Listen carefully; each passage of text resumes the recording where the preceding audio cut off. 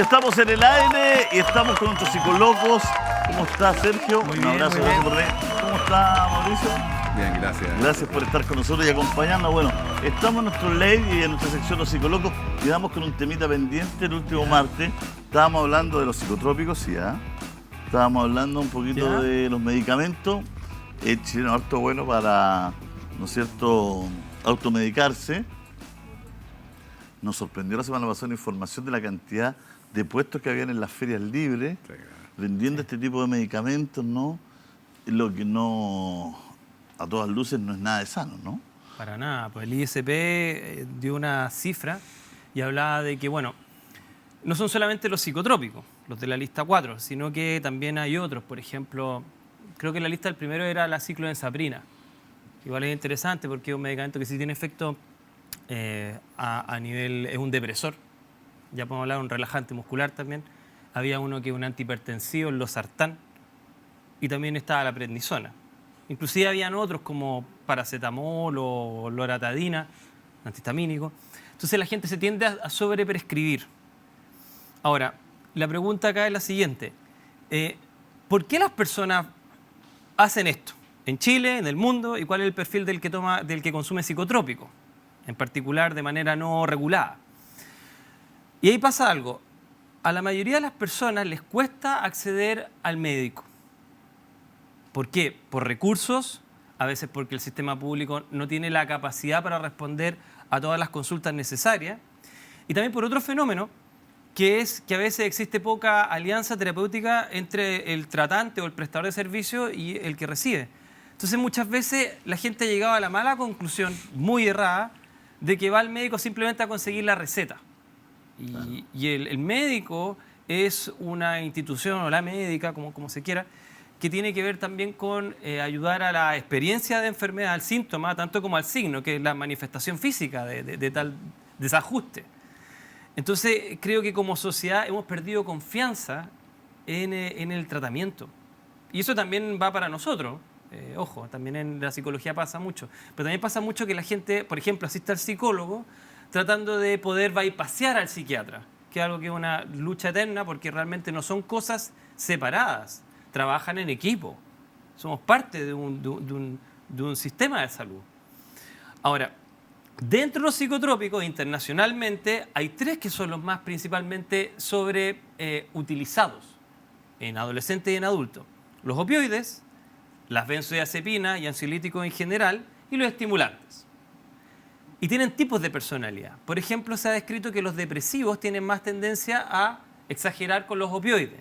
El caso más famoso, Sherlock, en la serie nueva, o antiguamente Conan Doyle, acuérdense, fumaba opio y de alguna manera lidiaba con las penas. Hay mucha gente que sobreconsume tramadol y tiene efectos también como estar más estable del ánimo, empiezan a automedicarse con ello. Los ansiolíticos, más claramente, las benzodiazepinas para la gente ansiosa.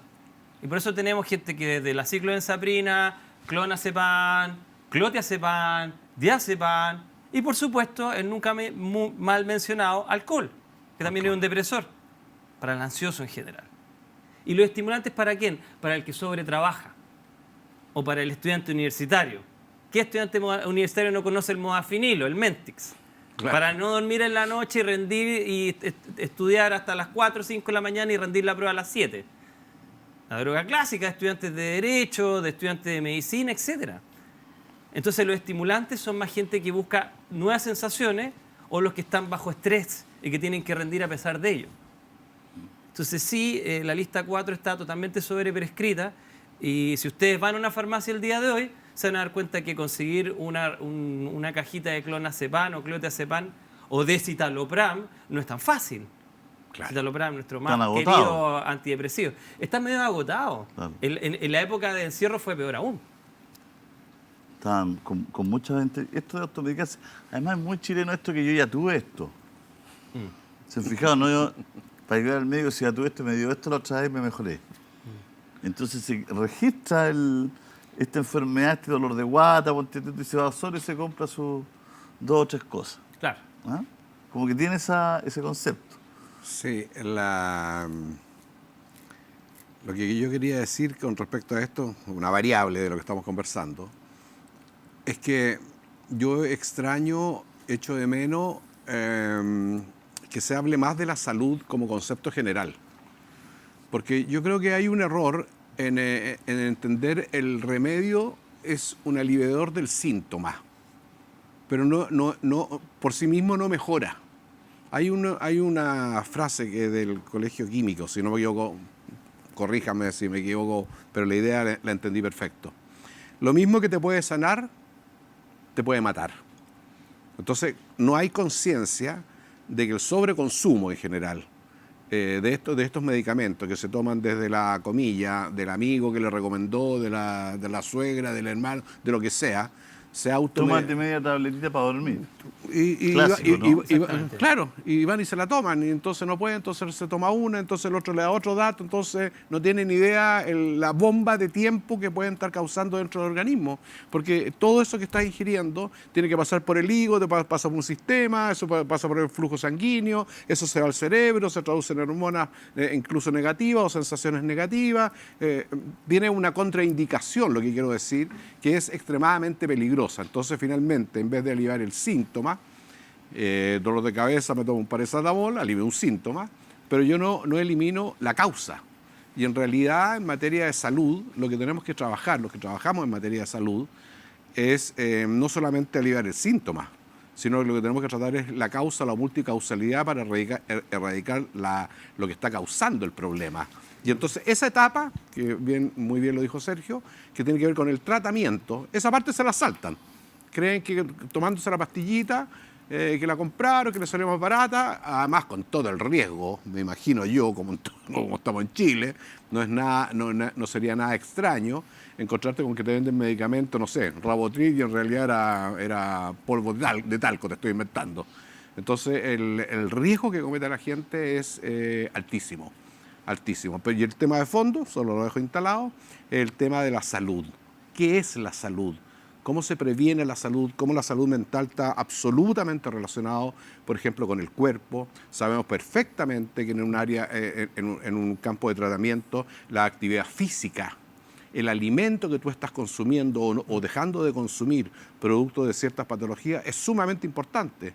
¿Cuánto influye el café? ¿A qué hora debes tomarlo? ¿Cuánto tienes que tomarlo? ¿Qué cosas tomar? ¿Qué cosas no tomar? Que tiene que ver con el alimento. O sea, un tratamiento terapéutico no solamente se reduce a la conversación terapéutica.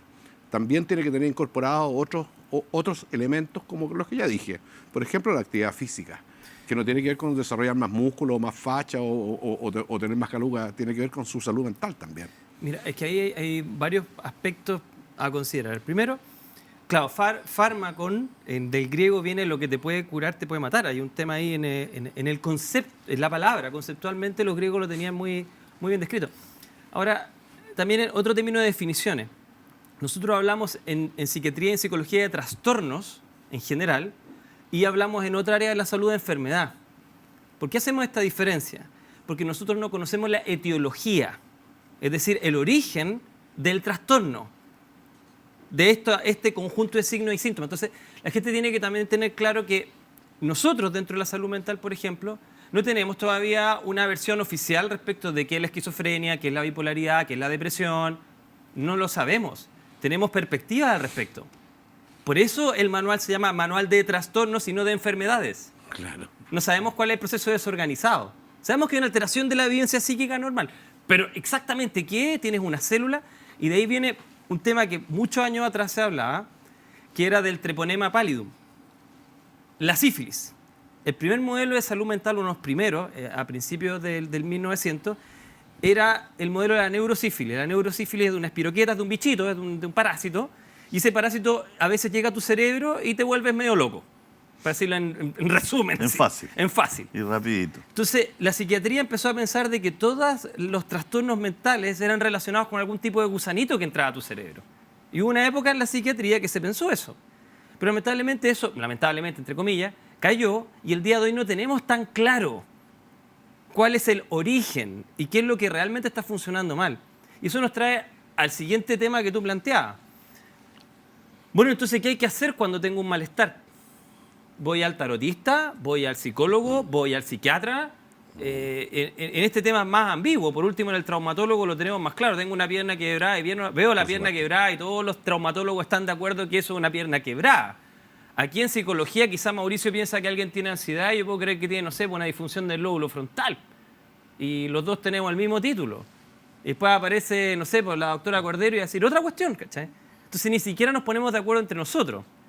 Eso se relaciona con el experimento de Roseham. Si quieren ahí se los comento después, pero descubrieron que ni siquiera dentro de la psiquiatría nos ponemos de acuerdo respecto a lo que tiene una persona.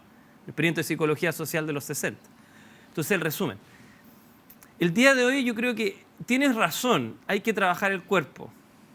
De hecho, la palabra psicoterapia tiene que ver mucho con eso.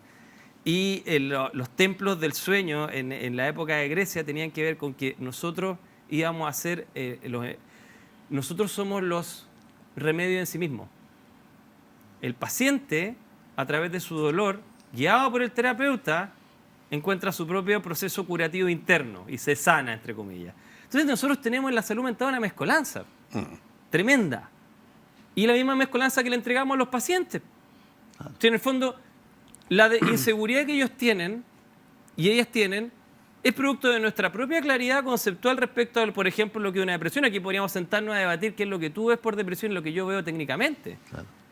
Y entonces, yo entiendo la desconfianza de la gente. De hecho, hay doctores que son súper buenos para generar el diagnóstico de depresión y hay otros súper malos para generar el diagnóstico de depresión, claro. Entonces, hay una cosa muy general. Mire, si usted tiene anedonia, que es la incapacidad de experimentar placer, usted experimenta culpa, duerme mal, varias cosas que podemos decir, usted tiene depresión, pero es lo mismo que decir fiebre. Usted puede tener fiebre por tener COVID, por tener septicemia, por tener un montón de cosas. Claro. Entonces, todavía sigue una ambigüedad en el diagnóstico porque tampoco tenemos exámenes para decir esto se llama depresión, esto se llama esquizofrenia, esto se llama bipolaridad. Claro. Pero yendo un poco más atrás, efectivamente la gente no va tanto al médico.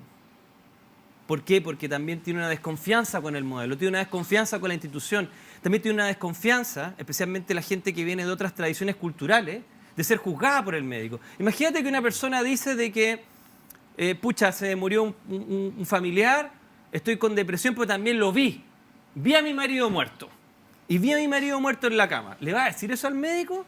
¿O al psicólogo? ¿O va a decir, no, sabes que esta persona puede que esta señora esté esquizofrénica? Entonces también los pacientes tienen poca confianza muchas veces con nosotros. Totalmente de acuerdo. Porque creen que van a ser juzgados o creen que no van a ser escuchados porque yo estoy en el computador. Ah, ¿cómo se llama usted? Ya, Mauricio, ¿usted qué edad tiene tanto? Ah, y ni te miro.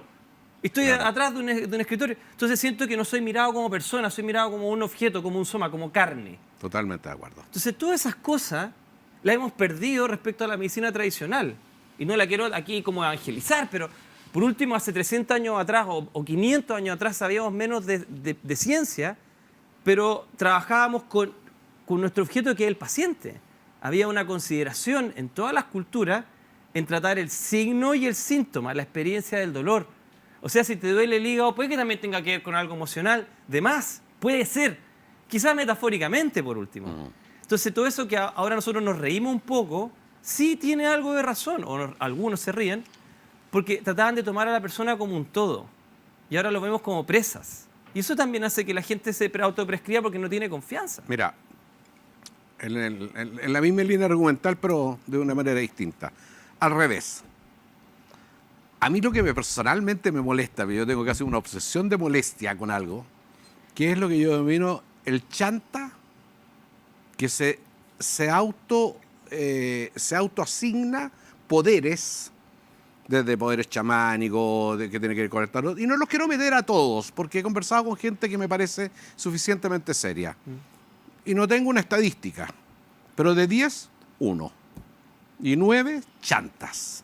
Estaba viendo ayer un programa de un sacerdote a través de las religiones, del perdón, y tenía que ver con los diezmos, y tenía que ver con... Entonces, no solamente está el automedicamento de encontrar, porque cuando una persona está desesperada, cuando una persona está sufriendo, cuando una persona está doliendo, todos los caminos le sirven, todas las micros le sirven, porque tomó esto pero no le resultó, fue para allá, tampoco le resultó, entonces terminan en manos de muchas veces chantas. Y eso a mí me preocupa, porque caer en manos de un chanta es caer en manos literalmente de un estafador que te está vendiendo una pomada. Y la gente muchas veces termina creyendo y poniendo sus manos al fuego por gente que en realidad en vez de sanarte te está perjudicando.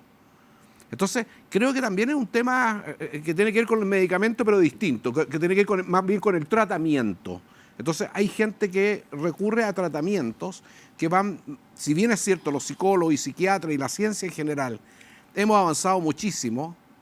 Muchísimo nos falta todavía por avanzar, o sea, nos falta, no sé qué porcentaje, el 90% por avanzar, por saber lo que tenemos que saber. Entonces, ese es un tema que a mí me parece que es relevante. Y el segundo tema que a mí me parece que es relevante es que en esta dicotomía que nosotros teníamos de médico tratante del hueso, del músculo, del síntoma, como muy bien lo dijiste, del traumatólogo, sí yo noto, no todos, pero sí hay una tendencia a lo que tú dices, y a mí me parece gravísimo. Cuando tú vas a un médico a consultarle algo, que el tipo esté más preocupado de su ficha médica, dura 15, 20 minutos, salís con una receta, con 3 remedios y te fuiste para la casa. Y en realidad mi experiencia, no sé cuál es la tuya, terapéutica, es que mucha gente necesita, más que la receta, lo que necesita es ser escuchada. Necesita ser contenida. Claro, pero es que no puede ir ahí un médico general a... Porque hoy día la medicina está... perdón, porque esto además lo viví, porque estudié. Sí. La medicina está súper despersonalizada a partir de la tecnología. Antes un médico era capaz de escucharte un buen rato, saber más o menos. Le iba dando mucho énfasis también a lo cualitativo, dónde había estado, si estaba enfermo el primo, el tío, dónde se enfermó un niño hace cuánto. Porque hoy día que tú vayas a la clínica y te dicen hacer 2 exámenes. Y vamos a ver qué bicho exactamente, porque hay 4 tipos de antibióticos, entonces según el bicho yo le recomiendo un antibiótico, se va a tomar esto, y después va a venir 48 horas después, porque el examen que le voy a hacer no va a estar listo ahora, porque queremos saber la cepa exacta que usted tiene de esta bacteria, porque ahí le doy el antibiótico adecuado.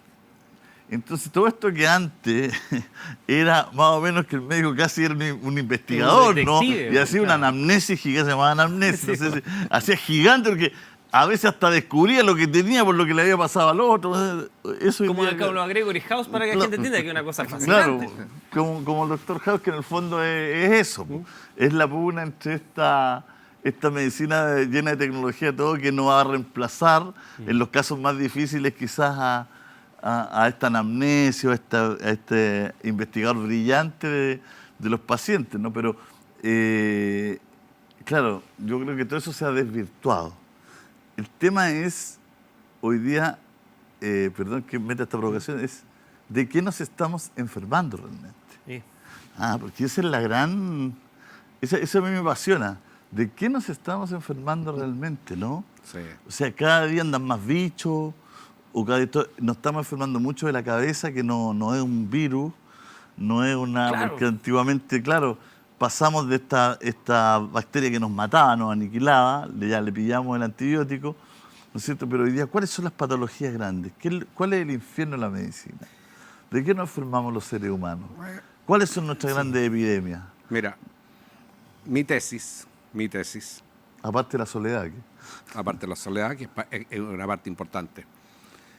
Si tú pescaras 100 personas o hicieras una muestra representativa de este país, mi tesis es que la principal causa de enfermedad, incluso física, viene de la parte emocional. He llegado a la convicción de autoobservarme, de conversar con gente, de pacientes y todo, que todas las emociones que llamamos negativas, rabia, ira, todas esas emociones que llamamos negativas, incluso la envidia y todo aquello se somatiza. He llegado a la convicción que nosotros somos como un sistema, para explicarlo en simple, nosotros somos un sistema que tenemos necesidades para poder sobrevivir en este mundo. Necesitamos oxígeno, necesitamos agua, necesitamos sólido, como alimento. Bueno, también nuestros sentidos. ¿Y qué es lo que hacemos? Permiso. ¿Qué es lo que hacemos cuando ingerimos alimentos? Después evacuamos. Cuando consumimos agua, evacuamos. Entonces, nosotros somos un sistema entre que necesitamos satisfacer ciertas necesidades corpóreas, pero después necesitamos evacuar. En el plano emocional, desde mi punto de vista y la mente, opera muy parecido al sistema digestivo. De hecho, se sabe perfectamente que gran parte de las hormonas que terminan en nuestro cerebro parte por el intestino delgado y van generando casi el 80% de lo que llamamos neuronas. Entonces uno dice que tiene que ver el aparato digestivo con lo que nosotros... Bueno, no existe esa dicotomía. Existe un sistema donde cuerpo, mente son un solo sistema. Cuando tú no evacúas adecuadamente esas emociones que llamamos negativas, mi tesis, que no es única mía, pero yo creo firmemente en eso, se terminan transformando, y más que somatizando, se terminan transformando en enfermedades corpóreas. Llámese al hígado, llámese al cuello, llámese al corazón, a cualquier parte del sistema. Es decir, todo el sistema se desequilibra. Y entonces aparece el síntoma de Somatizas, que se llama, ¿no? Sí, es que una cosa es somatizar y otra cosa es cuando se concreta. Porque yo puedo somatizar algo, pero también otra cosa es cuando mi hígado realmente se enfermó. ¿De qué se enfermó realmente el hígado? Lo que hace es que, mira, ahí Sapolsky nos ayuda un poco, hizo una conferencia en el Instituto de Salud Mental de Estados Unidos hace unos años atrás, y él es un investigador de marcadores de estresores, de estrés, básicamente. Es como el gran investigador de estrés, o uno grande. Entonces, su investigación inicialmente fue con otras especies, después llegó a humanos. ¿Y qué nos dice? Las patologías más prevalentes en este tiempo son las patologías crónicas. Las patologías crónicas tales como la hipertensión, la diabetes, la obesidad, la depresión. ¿Qué tienen en común? En parte que existe dentro de estas múltiples variables, una que está asociada al estrés crónico. El estrés crónico es estar permanentemente activo el sistema de huida o lucha. ¿Y qué es lo que hace esto? La elevación la alteración de los niveles de insulina, de cortisol, entre otros, de adrenalina, hace que el sistema al final empiece a tener un lento deterioro. Entonces, uno de los grandes problemas de nuestra sociedad son estas patologías mediadas por el estrés. Pero mediadas por el estrés, ¿por qué? Porque si bien no tenemos grandes... salvo cuando a uno lo asaltan o a una situación muy terrible, la pérdida de un ser querido. En general, nosotros tenemos una constante presión sobre el ambiente, las deudas, los cumplimientos de tareas para los estudiantes, el cumplir la rueda cuando uno siente que está sobrecargado. Y bueno, eso genera un efecto sobre tu cuerpo y eso finalmente afecta a alguno de los órganos más debilitados, el páncreas, lo que sea, el cerebro con la depresión o el que tú quieras. Ahora, el segundo fenómeno que yo veo más a David Sinclair ahí, que de repente Raúl nos podría iluminar un poco, bastante, es que otra enfermedad que tenemos actualmente, ¿sabes cuál es? Vejez. Me explico. Normalmente, en términos estadísticos, durante siglos las personas han llegado hasta edades avanzadas, longevas, pero nunca tantos como ahora. Entonces, pasamos a una edad donde empezamos a enfermarnos de todo. Y tenemos un montón de personas que sufren estas enfermedades debilitantes crónicas y que viven mucho más, pero viven mal. La medicina del futuro lo que quiere es dentro de eso poder abordar estas patologías y que la gente no solamente tenga longevidad, sino que tenga calidad de vida en la longevidad. Por supuesto. Ahora, un pequeño detalle, efectivamente, dentro de todo este escenario, una de las cosas que resalta, aparte de la depresión en lo de la mente o lo psíquico, es el tema de las adicciones, y dentro de las adicciones la obesidad. Estar en un entorno donde las personas constantemente no pueden controlar su líbido, sexo, su hambre, y eso empieza a generar alteraciones físicas significativas, o sustancias, alcohol. Veo en este momento una gran cantidad de alcohol en adultos medio, por decirlo así, que se está intoxicando todos los fines de semana. Yo no lo veía con tanta regularidad. Esto pasó post pandemia. Ahora un detallito. La gente también confía menos en el sistema de salud, porque como hemos hablado antes, no quiero entrar en detalle ahora para no generar controversia, hay ciertas medidas de salud que han tenido que relacionarse con la política. Y eso genera un grupo de personas que para bien o para mal, ustedes pueden estar de acuerdo o no, y es válido, pero que empezaron a generar una desconfianza en la institucionalidad de la salud como un sistema de control, más que como un sistema de que a través de la verdad o hechos trata de tomar intervenciones, sino más bien intervenciones mediadas por agendas políticas. Y eso también hace que el 2023 la gente tenga mucha más reticencia, un grupo de personas muy fuerte contra el modelo médico, y nosotros también, digamos. Oye, y también es entendible, es una reacción social. y les doy una provocación para el próximo bloque. que nos metemos en la actualidad incluso. Narcofunerales, narcotráfico, inseguridad, delincuencia, seguridad pública, policías, carabineros, estado de excepción, las drogas. ¿Por qué consumimos tantas drogas los chilenos? ¿Qué hay detrás de todo esto? ¿Qué hay detrás del alto consumo de marihuana de los jóvenes? ¿Qué hay detrás del alto consumo de pasta base? ¿Qué hay detrás del alto consumo de las drogas artificiales? ¿Qué hay detrás del alto consumo de las drogas en las fiestas? ¿Qué hay detrás del alto consumo de las drogas en las oficinas, en los ejecutivos, en los sectores del barrio alto? ¿Por qué Chile se transformó en un país que la droga pasaba, que la droga se quedó? Se quedó. ¿Ah? ¿Por qué ¿De qué estamos tan carentes? Sí, ¿Qué nos falta? ¿Por qué han Muy buen tema, encontrado, muy buen tema. ¿por qué han encontrado un oasis los narcotraficantes que antes, Literal. antes ayudaban a pasar las pastillas, pero las pastillas se quedan todas acá? Que antes ayudaban a pasar la marihuana y ahora la encargan especialmente para acá. Que antes, ¿qué pasó en la sociedad chilena? ¿No es cierto? Que de una u otra forma, ¿no es cierto? Todo esto que nos ocupa en la parte de la seguridad tiene una raíz también en que hay un consumo masivo de un país que está carente de qué, que está enfermo de qué. Como decía Sergio, ¿por qué el cabro va a toda la fiesta y en todas se cura? Y en todas se droga. ¿Por qué el cabro del colegio anda todo jugando? Pero todos. Y el oficinista ahora, y la oficinista si ahora se está volviendo, y están con una caña terrible. Entonces, ¿qué es lo que está pasando? Bueno, lo dejamos por el próximo bloque, vamos a Repago Taxi y volvemos de inmediato. Quedamos con esta pequeña provocación, ¿no? La industria del narco que ha traído tantos perjuicios a nuestro país. ¿Pero por qué? ¿De qué estamos enfermos los chilenos que estamos necesitando tanta droga? Yo creo que hay tres cosas que la hemos hablado a grandes rasgos acá muchas veces. Una es el vacío, que no voy a entrar tanto en detalle.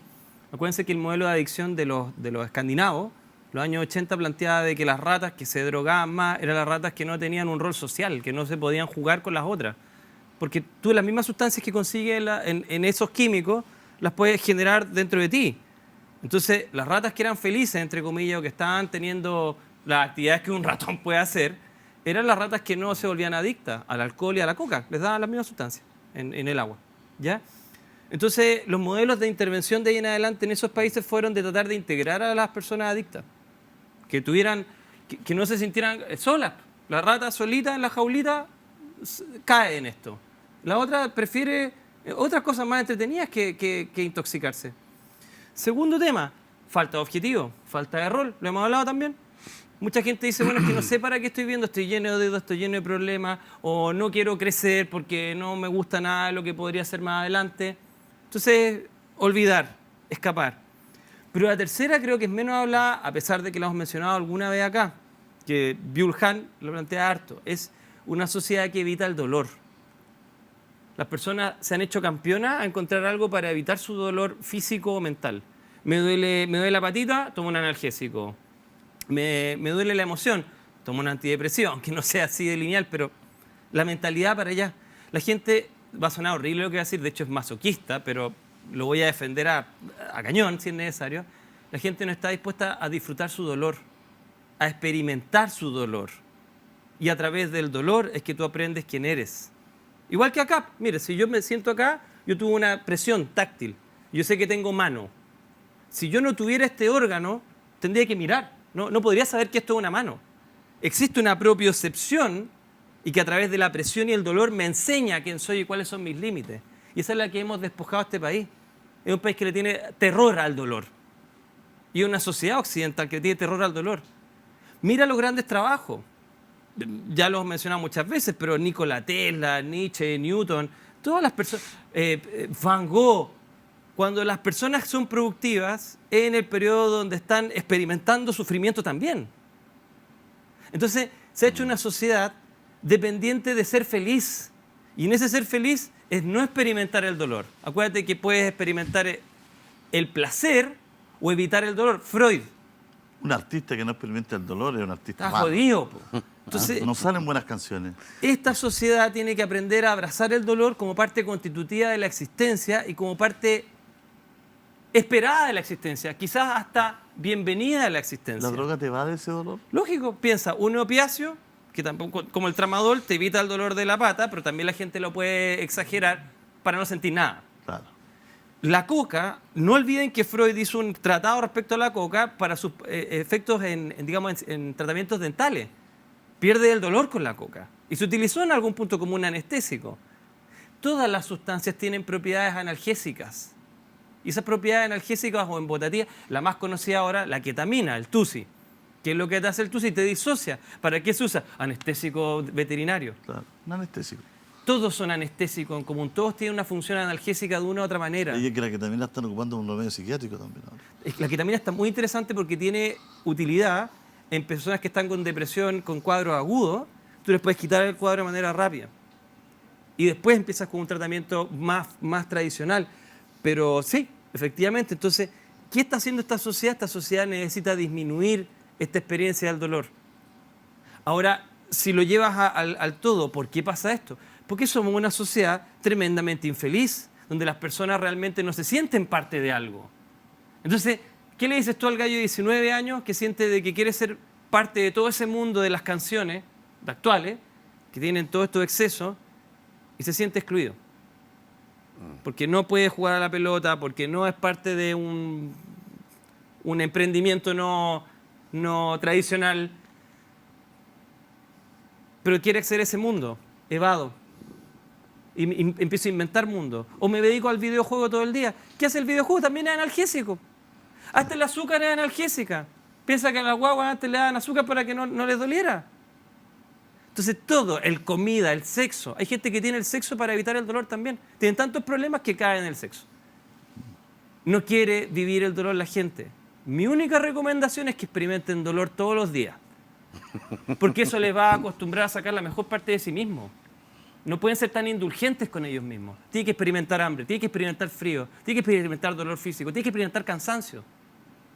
Eso hace que el cuerpo sea resiliente y sea capaz de experimentar mejores niveles de desarrollo. Mira, es una mirada y la respeto. Simplemente trato de aportar otra mirada. Sí, por supuesto. Yo creo que te va a parecer ridículo, te va a parecer ridículo que lo voy a decir. Pero lo digo con convicción. Lo que la gente, lo que la sociedad le está faltando, y por múltiples causalidades, porque no hay una causa. Lo que tú has mencionado son parte de una multicausalidad. Deben haber 100 causas. Y algunas detectamos algunas y seguramente hay otras. Las que yo detecto. Nos falta filosofía, en el profundo sentido de la palabra. La filosofía tiene dos columnas vertebrales, por decirlo de alguna manera. Tiene dos grandes pilares. Uno es la ética.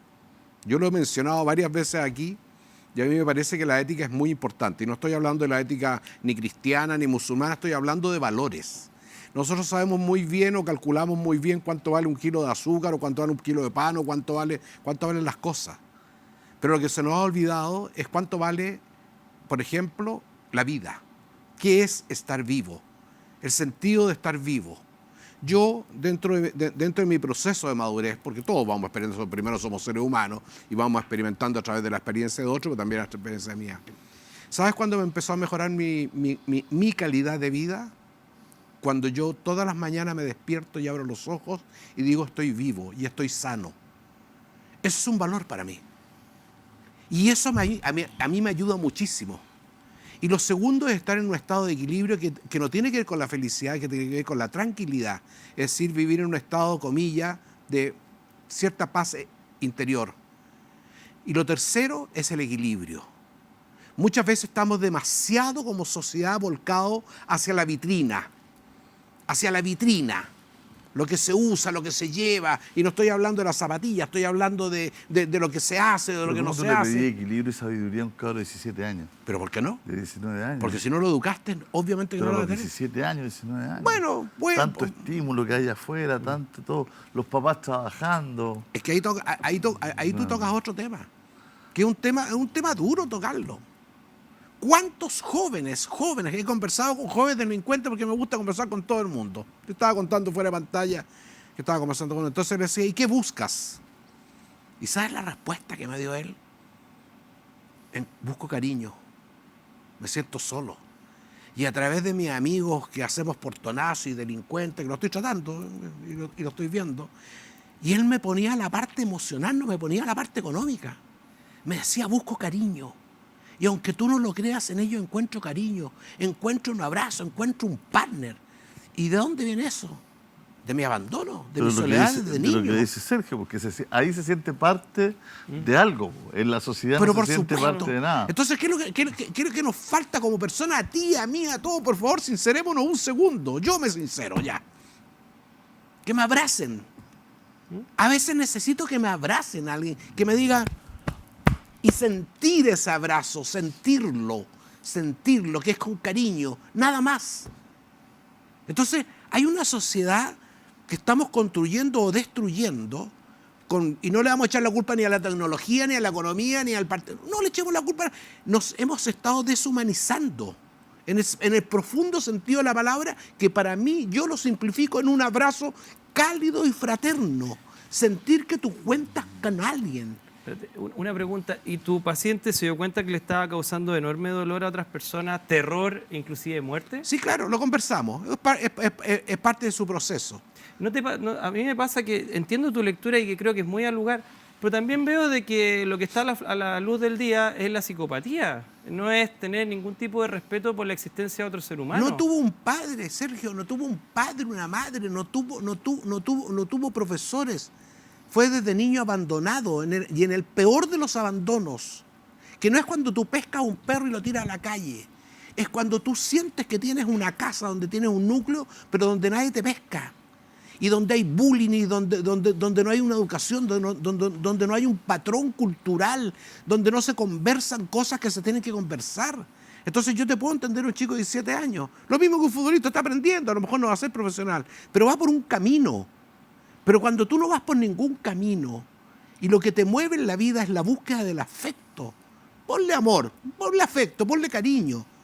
A mí me pasa, yo creo que a todos nos pasa, que muchas veces perdido en el medio de la gran ciudad, perdido en la soledad, buscas simplemente, como un perrito busca a alguien que le haga cariño y el perrito te sigue, Sí, pero, te sigue, no te pregunta nada. Yo respeto eso, pero también hay ese modelo que hemos tenido durante años ya de como disculpar la delincuencia como un Jamás proceso. lo he hecho. Es que en el fondo parece así, quizás estoy totalmente equivocado en la interpretación de tus palabras, pero parece como tratar de ser indulgente con una persona Para nada. que no está teniendo indulgencia con otro. Ahora, yo que le digo a las personas, por eso, si es que tienen algún familiar y que lo quieren traer en esas condiciones, no lo traigan a mí. Yo veo que las psicopatías no son tratables.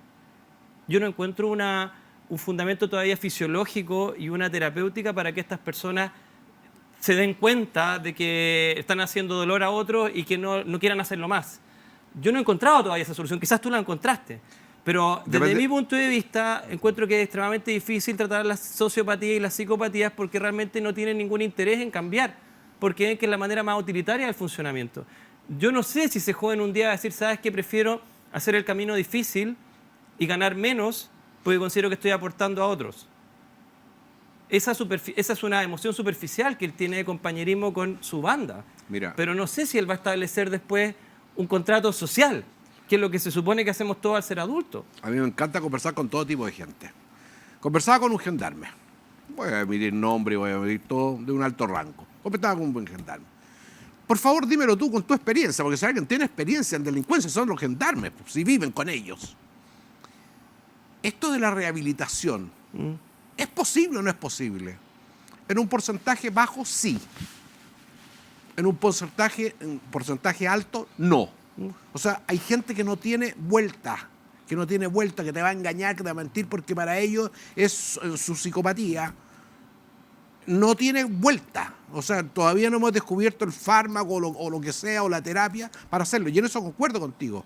Y si se entendió de mis palabras que yo estoy siendo un defensor de los delincuentes, para nada.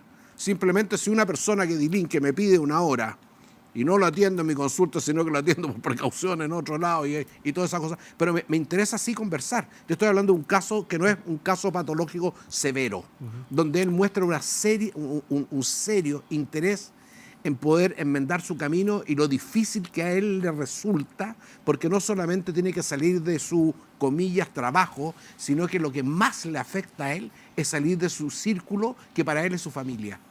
Él encontró una familia donde los valores obviamente están distorsionados, y en eso concuerdo plenamente contigo. Para nada, yo con la delincuencia soy Pero absolutamente ¿podemos hablar duro. algo un poco controversial en un Pero- minuto? Hay un invitado en Viña, que no vamos a dar su nombre, que tuvo problemas, que es un cantante urbano chileno. Prefiero no decir el nombre por respeto, a menos que supuesto. ustedes prefieran hacerlo.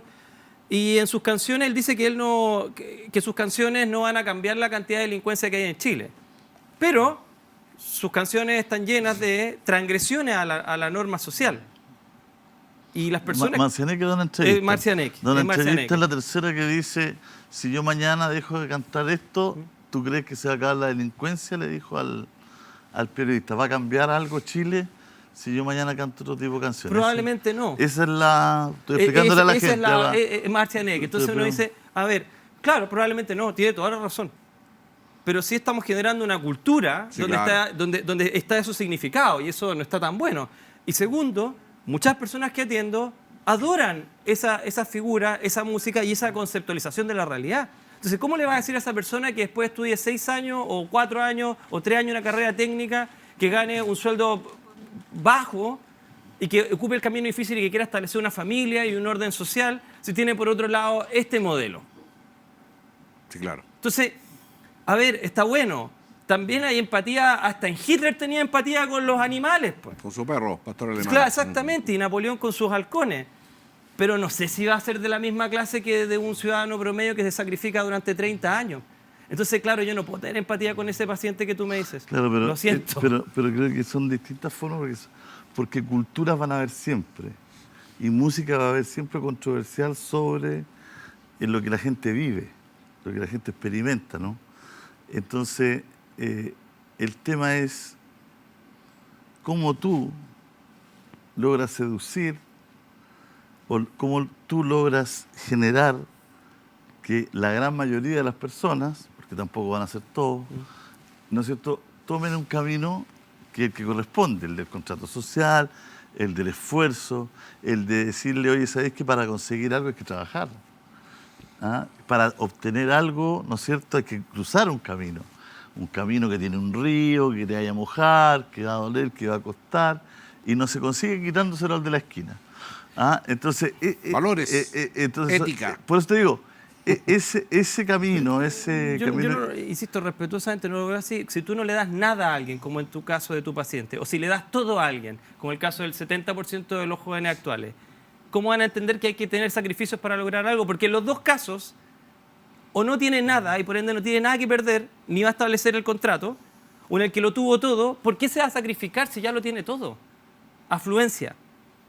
Entonces, creo que en este momento estamos lidiando con otro tipo de personas que no tienen esos códigos, como tú dices. No, pero por eso esos códigos hay que enseñarlos, po. Obvio, po. Hay que practicarlos y enseñarlos, po. Entonces, ¿para qué tenemos los Entonces, al que le dan todo, no hay que tratar de darle todo. Exacto. Y hay que explicarle, y hay que Obvio, decirle. obvio. Y al que está en el mal camino, que quiere que obtener las cosas rápido y quiere las zapatillas rápido, para eso tiene que rogarle y decirle, no, compadre. ¿Dónde la cosa está- no es así. dónde- Entonces, yo creo que ahí está la dinámica, porque en medio de todo esto está la perversa realidad, po. No está lo que uno quisiera. Y las realidades son complejas, ¿no? Forman parte de lo que tú decías. ¿Cómo se va a crear un cabro del Sename, por ejemplo, que lleva 10 años ahí, que ha sido violentado sexualmente, que ha sido agredido, que ha sido todo, que no le han sabido dar valores, que le han pegado día por medio? Entonces, son realidades muy jodidas, ¿no? Por eso hay que tratar de llevar el camino hacia un lado, ¿no? La sanción forma parte. Mira, sí, filosofía, cuando yo hablo de filosofía no tiene que ver con leerse el libro, todos los tomos de Platón y Aristóteles, no estoy hablando de eso. Estoy hablando del pilar fundamental, que es aprender a pensar, porque tampoco se enseña. La gente dice yo pienso.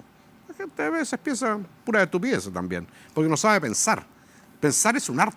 Pero que partimos Y- esto a partir pero- de que tú lo que- hablas del equilibrio, de que te levantes en la mañana porque haces lo que haces.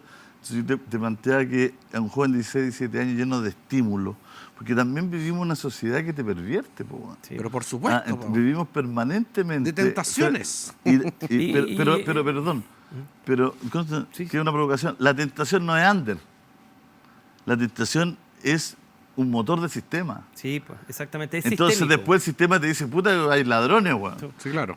Y él mismo está generando un sistema. Hoy el sistema dice que hay estresado, y él mismo está generando un, Sí, claro. un sistema súper estresor. Oye, que hay endeudados, ese sistema está a la cagada, pero el propio sistema, entonces también estamos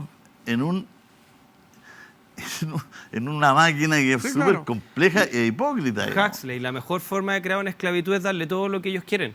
Sexo libre, drogas libres. Eso lo escribió en los años 50, 60. Claro. Entonces, claro, juegos libres, sexo libre, drogas, consume todas las que quiera. Claro. Entonces, en estos casos que a mí también me toca ver, bueno, estos cerebros también están intoxicados. Entonces, claro, va a ser bien difícil poder hacer una reflexión sobre la vida si tienes deteriorada toda tu corteza. Por supuesto. En ese caso no tenemos vuelta. Pero sí tenemos vuelta. Porque ese es un caso, eso es muy prevalente, eso yo lo veo todos los días, eso que te digo, no es algo como de una excepción, pasa a ser la norma el día de hoy. Solamente tratando de pensar en positivo, porque no podemos quedar con el problema, pero yo siempre intento decir, Sí, bueno, lógico. cuáles son los caminos hacia la solución del problema. Y yo creo que tenemos alternativas. O sea, yo no doy por perdida ninguna guerra, ni contra la delincuencia, no doy perdido ninguna guerra. Mientras tengamos convicciones de ciertas cosas y le demos para adelante. Por ejemplo, el tema de la educación. En este país se tiene que revisar las mallas curriculares para qué se enseña lo que se enseña.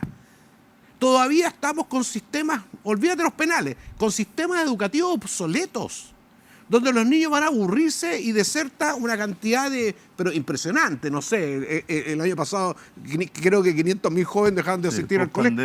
O sea, ya, pon lo que tú quieras, pero eso se quedó instalado. La pérdida de valores de las cosas, la pérdida del respeto, la pérdida del valor de la vida, la pérdida del ser solidario, la pérdida, por eso dije, nos estamos volviendo como seres humanos menos humanos. Y creo que tenemos que forzar y cambiar drásticamente, fuertemente el rumbo de la educación. Tenemos millones de niños que se están educando, pero lo estamos mal educando en el sentido que están siendo carentes de formaciones valóricas que son sumamente importantes, que pueden estar en la casa y deben estar en el medio, en el entorno donde están, pero la educación en general y en la universidad y el instituto técnico, ¿por qué se sacó ética? ¿Por qué se sacó filosofía? No para aprender de Platón, para aprender de los valores, para aprender a pensar, para aprender a humanizar, para aprender a empatizar. Y esas cosas tú ves casi, estoy hablando casi como el ridículo, o sea, la sociedad va para allá y ¿qué hacemos? Dejamos que vaya para allá y nos desbarrancamos todo. O tomamos el toro por las astas y decimos, basta ya. ¿Cuándo vamos a hablar en vez de la educación gratuita que se habló tanto tiempo y aquí viene un palo para los dirigentes y empezamos a hablar de la calidad de la educación y en la calidad de la educación no puede estar exenta de ética? Porque la ética son los valores. Está bien, pero ¿Cuánto valen las cosas? ¿Cuánto vale la vida? Está bien, pero también ahí te estás quizá omitiendo, entiendo que debe estar dentro de tu discurso el principio de causa y efecto. En este momento no hay consecuencias de matar una vida, no hay consecuencias de farrearte el colegio, no hay consecuencias de todo eso. Entonces, y bueno, y un poco estos modelos que vemos culturales, urbanos, también te enseñan eso. Entonces, ¿no será más sencillo, aunque un poco más drástico, aumentar las consecuencias de ciertos delitos que tú cometas o que yo cometa? Pasamos de una sociedad del exceso de castigo a la sociedad de nada de castigo. Sanción, Entonces, pues, sanción. las sanciones tienen que ser mucho más Si no hay brutales, pues tienen que ser sanción, mucho no más hay marcadas. Conductismo puro. aprendizaje, Sí. lógico. Pero ambas cosas pueden, creo que Pero ambas quedamos cosas pendientes pueden del correr tema, por ambos oye, ambos del ambos tema que carriles. partimos, que lo dejamos en la mitad, del tema de por qué se consume tanta droga, qué nos pasa, que todo. Aquí podemos encontrar el camino para la otra semana, porque nos tomamos todo el programa hoy día, por si usted no se dio cuenta, nos tomamos el programa entero. Muchas gracias. Muchas gracias, Sergio. Muchas gracias, Mauricio. Nos vemos mañana. Muchas gracias por la sintonía, por el cariño. Chao, chao, chao.